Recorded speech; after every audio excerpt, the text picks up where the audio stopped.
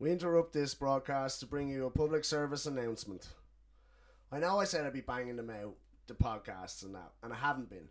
And I banged a couple out in a row there thinking I was great, and then I haven't done one for nearly 2 weeks. And, it's not that I'm not passionate about doing the podcast. I really, really am.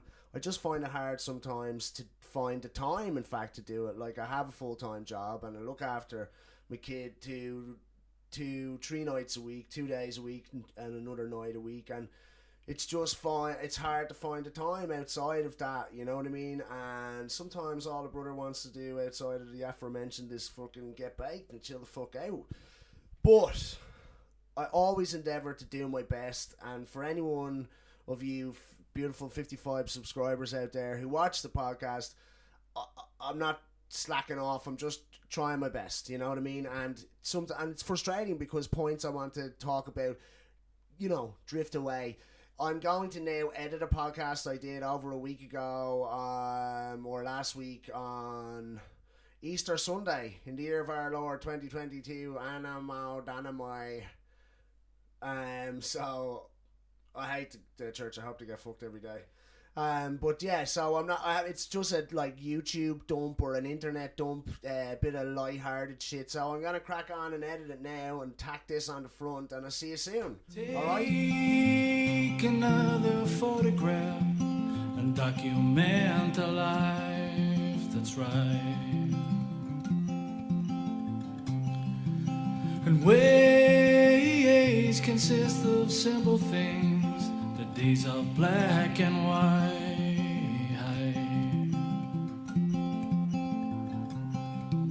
And faces from a humble past at one with the ground. Welcome back to Talkin Guff with me, your host, Ruben Django Pouch.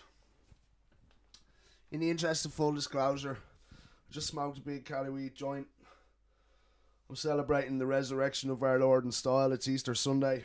Let's do this shit.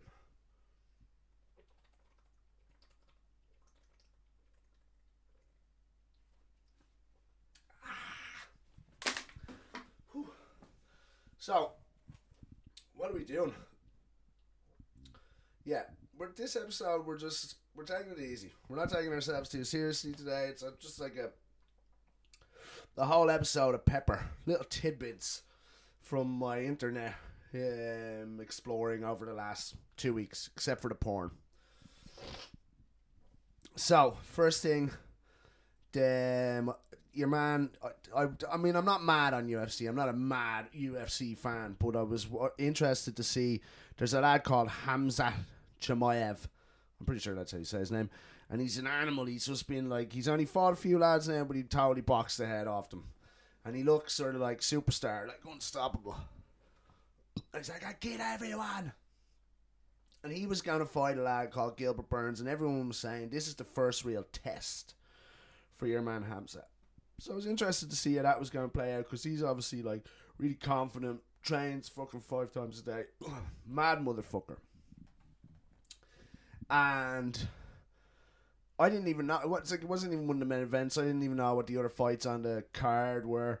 But then I don't watch it in real time. Just the next day I look on YouTube and I spend a good bit of time looking at the whole thing.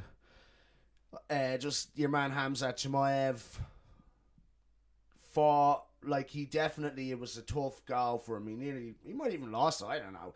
He went to a decision. I don't know enough about it. Some people are saying, it was very close, if not the other way. He definitely afterwards was shook. He wasn't himself. He didn't have that swagger on him when he was at the press conference after the fight, and he was knocked up for definite. This dude had only been hit twice in his first 4 fights. Only hit twice. And then he got knocked up by this other Brazilian fiend who's obviously hard as nails. But then, obviously, when you're watching that shit on YouTube, it starts showing you the other fights on the thing. And there's this dude called Alexander Volkanovski. And he's only a little lad. He's a fucking animal. He's like undisputed lightweight champion of the world or something like that. And he's a Aussie bloke. He's got that sort of Greek Australian or Italian Australian sort of you, bro. It's almost like New Zealand, or you know what I mean? It's sort of real. He looks like he boxed the head off you anyway. Is the real point to be made here? He looks like he would box the head clean off you. And he fought a fiend, Korean dude. And I'm going to say right now, I don't know this lad's name. And here's the reason I don't know his name.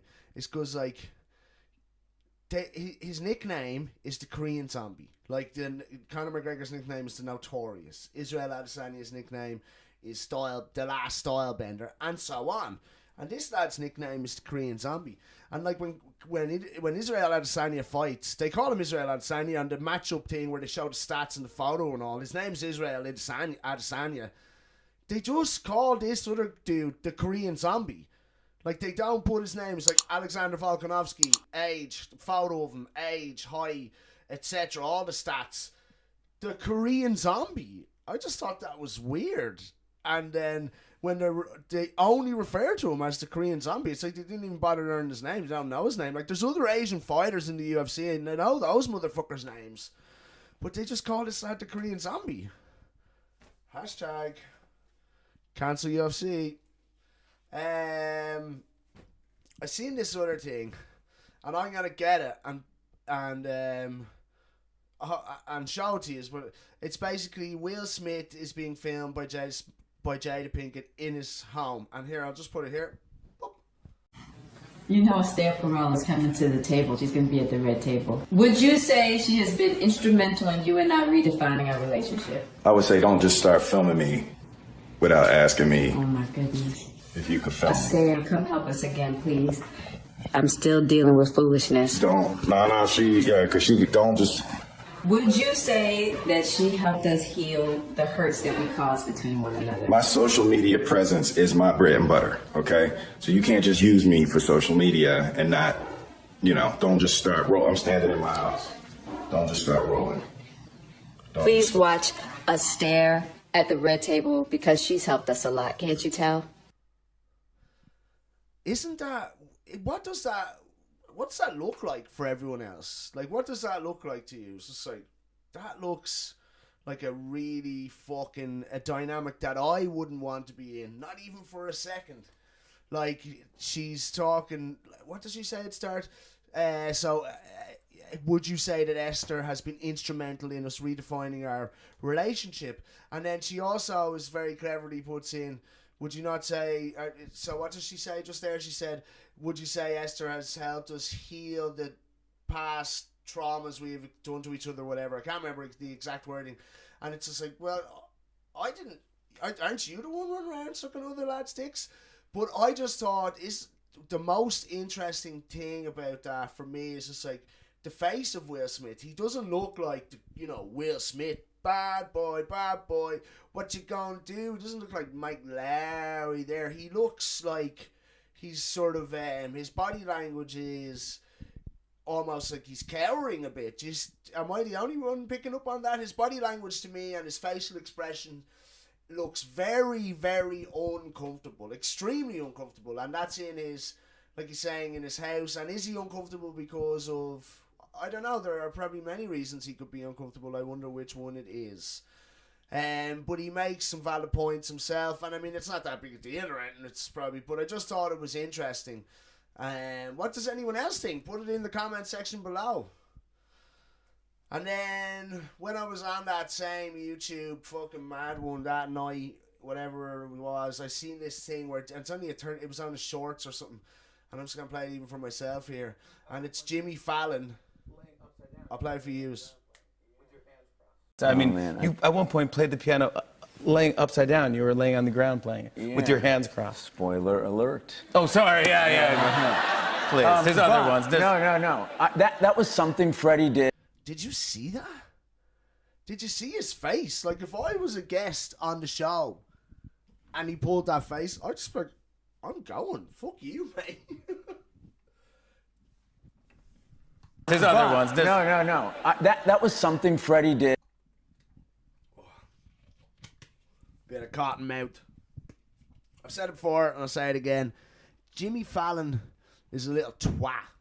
And that look he gave there just looked like like, what was the word? What was the sentence? Anyone comment below. What is the sentence Jimmy Fallon said in his own head when Remy Malik touched his hand like that? I'd love to know, because his face was just like, I can't believe this fucking cunt's after touching me. I wonder what his thing is. I seen like a Guardian article that was like the real way to hurt Putin, and I was having a mad one. Like, me and my brother were getting into it last night because he works for the United Nations, or has done in the past, and he's definitely au fait with international law and the law of war and stuff like that. But we were getting into it about the Russia-Ukraine situation. I'm going to see if he'll come and have a chat with me here on the couch while he's here, but we'll see. He mightn't be in. He might not want to, which is his choice. And it said in this Guardian article, it was just like, this is how we hurt Putin, right? We ban European flights and car use in big cities, and I was just like, that's mad, isn't it? Well, I wonder how we're gonna sort this Ukrainian Putin thing, because what's his name, Pascal Donoghue, Minister for Finances, just said that they can no longer put off the impact of inflation. Like, it's gonna start hitting home, and you're gonna see it in big time in your food and stuff like that very shortly, I think. And I could be wrong, but shit buzz, and obviously it's obviously an exponentially shit buzz for the people whose lives have been destroyed by the conflict in the Ukraine. I'm not trying to belittle that. I'm just, there are other aspects to it as well, obviously. So, and then to ban European flights, because basically the thought process behind that is that if you ban flights, and you're basically limiting the amount of oil and gas that you're using, and that's going to hurt Putin. It seems what? I don't know. What does it seem? Put comments in the comment section below. Another thing, Elon Musk has bought. So initially he bought 10% of shares in Twitter, and he was on the board of directors there briefly. And he left the board of directors because I think the board of directors was, I don't understand, but maybe it said something like, or to my understanding, it said something like a board member can't have more than 15% shares or something like that. And so he, basically the upshot of it is that he has offered, I think, $52 per share for all the shares, and that's apparently 40% above market value as of a few days ago. And so he wants to get he wants all of Twitter. He wants the whole Apple. Jeff Bezos has bought the Washington Post. Maybe this has spurred on Elon, but he's also, what's he call himself? A free speech absolutionist. I think that's what he calls himself. And so people are totally up in arms. The left libertarian woke heads are going mad. And now, I don't use Twitter, but if you are on Twitter, see if whatever the trending is on it, go and check out some of the comments, because they seem like there was things like basically, people enraged about, this is the main sort of theme of a lot of the comments, were people like going, this is outrageous, another billionaire, trying to whatever. And people are like, do you know who are, like, apparently Saudi Arabia owns a massive chunk of Twitter, and other, BlackRock or whatever these fucking lunatics, so like the worst groups of people on planet Earth already own that shit, and all the left heads are just like, oh yeah, this is what happens, another hostile takeover. Now, I'm not a bit massive Elon Musk fan, or maybe I've warmed to him a bit more after this, but basically, another billionaire is performing a hostile takeover of, they're calling themselves the last bastion of X, Y, and Z, and they're just like, fucking hell. So we can be swarmed with fake news and whatever, fucking, I'll check out some of the comments. What was one of them that was fucking insane? One of them was just like, we need censorship. This is what everyone wants and all. And you're just like, what the fuck planet are you people living on? So I hope, as much as I'm wary of Elon Musk, I hope that Elon Musk gets his hands on Twitter and whatever, lets anyone, brings back Donald Trump. Yeah, that was, because that's what a lot of it is about as well. It's just like, we cannot let Donald Trump back on Twitter, and it'll be fucking gas now. It doesn't matter, like, is this a Trump supporter channel or whatever? It's not about that. If Donald Trump gets back on Twitter, it'll be gas. Let's be honest, like. And has anyone seen, like, the lockdown situation in China? Have you seen that shit? Did you see the, like, walls of high-rise buildings where the tenants were just wailing off their balconies? Wasn't that fucking mental? We'll put a little clip of it here.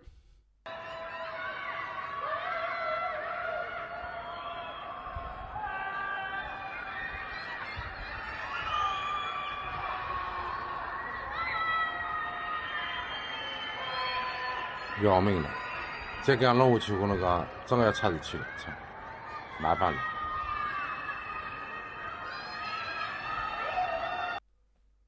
Isn't that insane?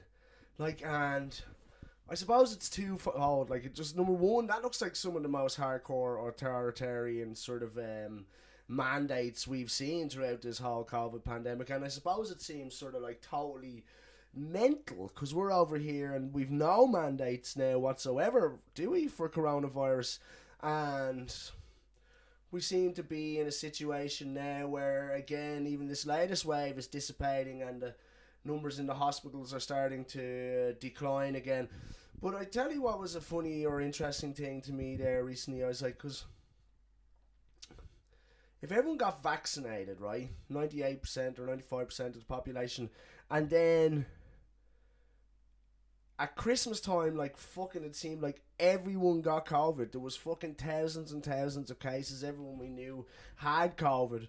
And then 3 months later, like, and this is what blew my mind, is it said on the Paddy's Day weekend there was 65,000 new cases of coronavirus from the Paddy's Day weekend. And I was like, that's 1% of the population in 2 days. And I just thought that was fucking mental. Now, did anyone else? And it's more than maybe 1%, it's 1.1 or something, but I thought that was really mental. And it sort of started this this thought process in my head where I was thinking to myself, if everyone got vaccinated and then everyone got coronavirus, and then definitely fucking everyone got coronavirus just like a few weeks ago, a month ago, in the last 6 weeks, say, that are we just going to end up in a situation that we just keep are we just going to end up in a situation where it's just like you just keep getting coronavirus? Like every 6 months you're going to have to take 10 days off work because you've got coronavirus. That seems crazy, doesn't it?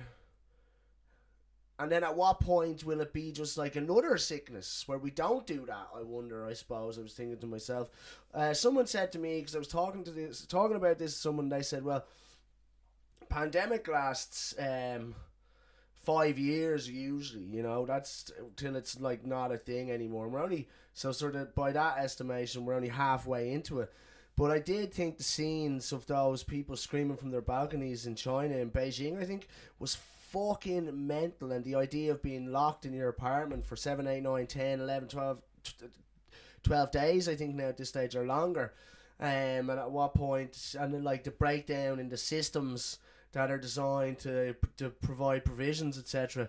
Like, it would be fucking really hellish. And I think people's main concern is that that there's no end in sight. Like, it's not like do this for 2 weeks, it's do this for 3 weeks. We're not flattening the curve. It's just like, stay the fuck in your motherfucking apartment or you're gone. And we know the Chinese government know how to disappear people. So another crazy thing was that, like, if you got coronavirus, they brought you, like a guy, a Westerner had gotten coronavirus and he was brought to this camp, and I suppose like it's like, but it was like indoors, it was like in a big warehouse, but it looked like Squid Game or something. There was no lights, it was all black walls and black ceiling, there was big spotlights on everywhere, and it's just like a load of sick people on beds. Like, it was fucking bizarre looking, and you had to stay there for, I don't know, a certain period of time. And I suppose I'm just like going, are more people not alarmed, I suppose, at the rate at which institutions, governments, etc. are using camps? And it happened in Australia, I think, where there was camps for people with coronavirus. We've seen it in China. We saw in, what the fuck am I trying to say? Apparently there's these floods happening in Lismore in Australia, on the eastern part of Australia, which is funny because you haven't heard anything about it. And apparently they've ruined thousands of homes and made thousands of other homes uninhabitable. And the reason I knew about it was because I watched some woman who was making some fairly outlandish statements or predictions for what's going to happen there, and that they were going to fucking, manipulate the weather to destroy this part of Australia. But whatever, I get straight off point here. But that's what my point is, that before I listened to this potential crackpot, I hadn't actually heard anything about these floods that have in fact happened in Lismore in Australia, and they're quite hardcore floods. This is the thing, is like, if your house has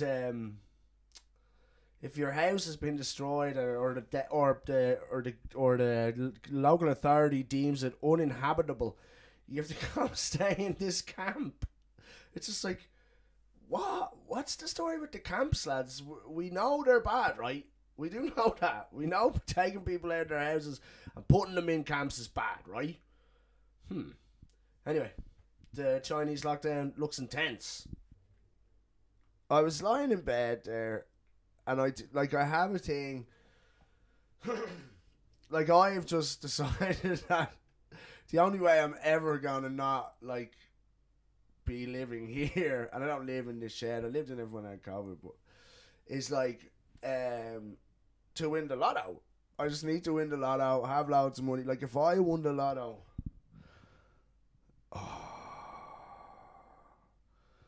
I'd be I just have to set myself up. Like, I don't trust anything now anymore, really. Like, I don't. Someday the bank will just go, oh, we took that money. What are you talking about? What $1 trillion bill? You know what I mean? And so it just, my thing is just like, I would just love to have, like, there was an acres and acres, and plant up the whole of Jamaica, acres and acres. So there's an acre over there just behind the houses opposite here, and it's just fucking this orchard.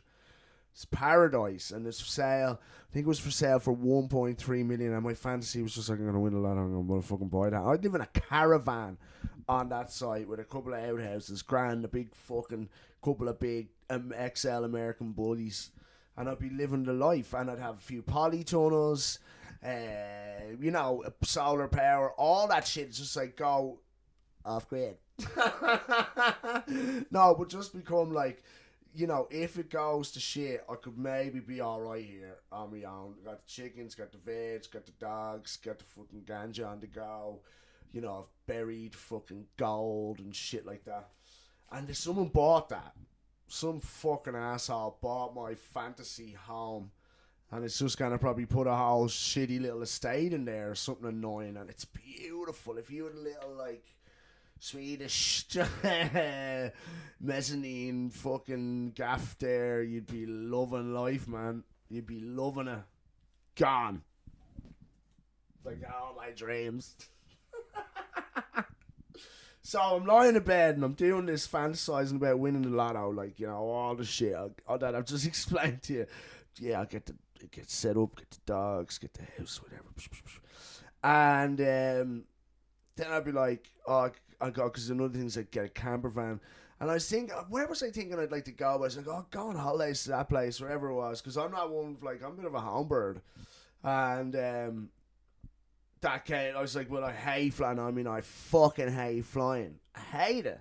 And I was like, well, you can fly business class, because it's not just like a fear. I'm afraid of flying for definite, but it's really fucking uncomfortable. I don't know what it is. Every time the plane takes off, I just like fucking spaz out, and you're in this like shitty little seat, and it's, you're all breathing the same. Oh, fucking rotten it is. I hate it. But I was thinking, I've never flown business class or first class because I'm poor and always have been, but I was thinking, yeah, would I go business class to this place? I definitely would like to go to Japan. Maybe that was it, go to Japan, because the young lad wants to go to Japan, and if he wants to go on a food tour of Japan, so that would be in fact what we'd be doing. But then, like, I would find the prospect of doing that, it's terrifying. From the like if you could teleport me there or whatever, I'd be like, all right, but just like the day of going on airplanes and shit like that, and I would be scared of them. Fucking right, I'm scared of them. Like you know, you're not getting out of that if it's gone, if it's game over. And speaking of which, I watched this Netflix documentary. It was a good documentary. I watched this Netflix documentary good while ago, actually, but I don't think I ever spoke about it on the podcast, and I don't know what it's called, but it's about Boeing. And these 2 or maybe 3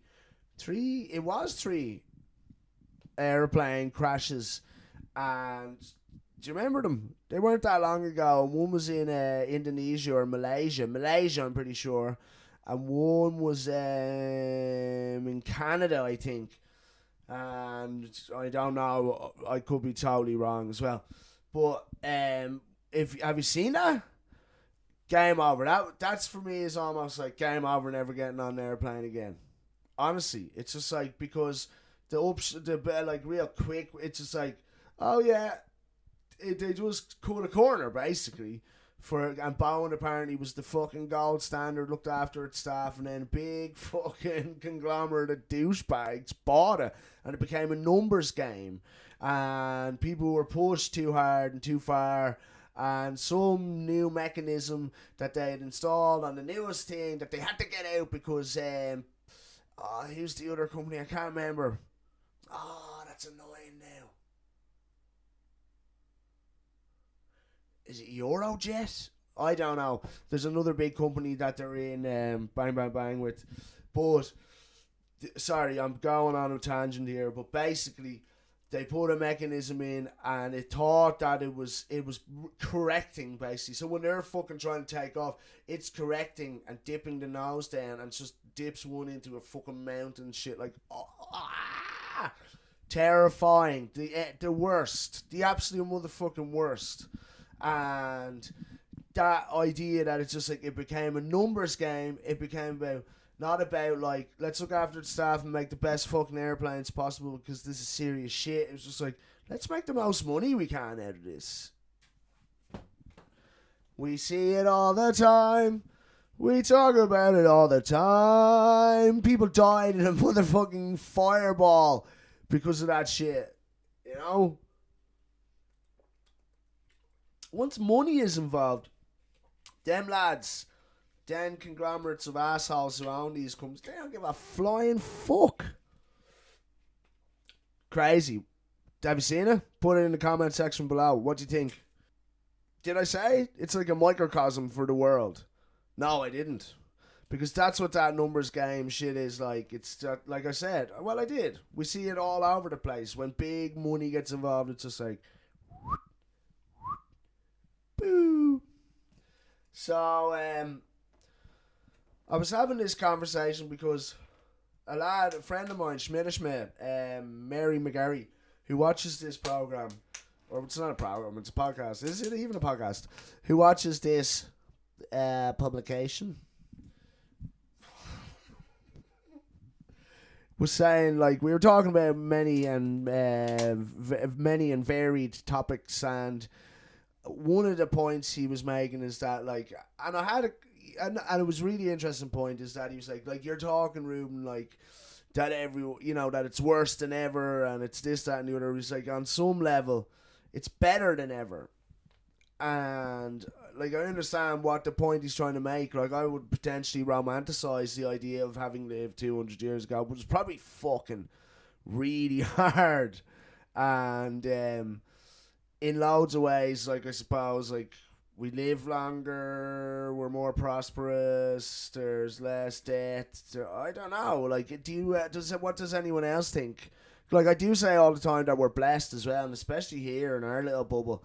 And so maybe the things, it's a bit moot, or some of the, I'm giving out about, well, the food's going to be really expensive and all. And maybe that's a bit of a first world problem. But then again, if it gets too expensive that people can't eat, it's not going to be a motherfucking first world problem. But, but it's hard then, because I find that I'd be a person who'd be like so sure of my, and so then you're like, but it's definitely, the reality of it is that there is a massive disparity of wealth and power. And maybe that's always been the case. I suppose it always has been the case, but because it's all shiny and we all have a mobile phone, and most of the world lives in some semblance of luxury, I suppose, that it's amazing. But I think there's so many people living on the edge, and if the parameters of the game shifted, they'd be fucked. And there's people living way below the line that are just like the detritus of the situation. We don't even see them. They're just like, and that's us, really, I suppose. Like, I mean, and that's not even the case, because I'm totally blessed in the fact that I have all my faculties, that I'm able to go out and work, and I got into this industry through the back door, but I do all right for myself. I'm not fucking whatever, but I do all right for myself. And if I didn't live here with my mum, I'd be a little bit fucked. I'd be in a much worse situation than I am now. And so for all of those things, I fully acknowledge and understand that I'm blessed, and that if I was in a situation like I'm living in Angela's ashes or something, then it would be a bit that'd be shit.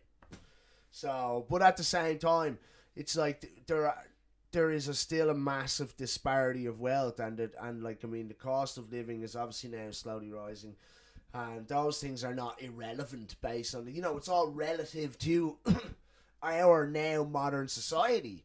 And so if that's the standard for some people, there should be some degree or variant of that standard. You know what I mean? For all. Stay positive. Unless you've got COVID. Peace and love. And I'll talk to you soon. I'm hoping that Neil Tobin, my brother, will do... I'm hoping that Neil will come back and do another episode. I was talking to Paul Ring. We're going to do an episode on toxic masculinity. Now I put it out there into the atmosphere, into the universe. I have to sort it out and get it sorted and pick up the phone and ring him and say, yo, you going to come up and do that? And Noel is going to come back, and we're going to see a bit of Noel. I just have to organise it that I'm doing it not at 12 o'clock at night on Easter Sunday. God give me everything. Document a life that's right,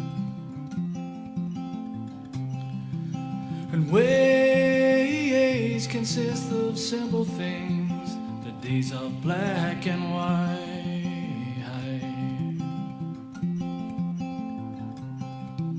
and faces from a humble past at one with the ground, the sound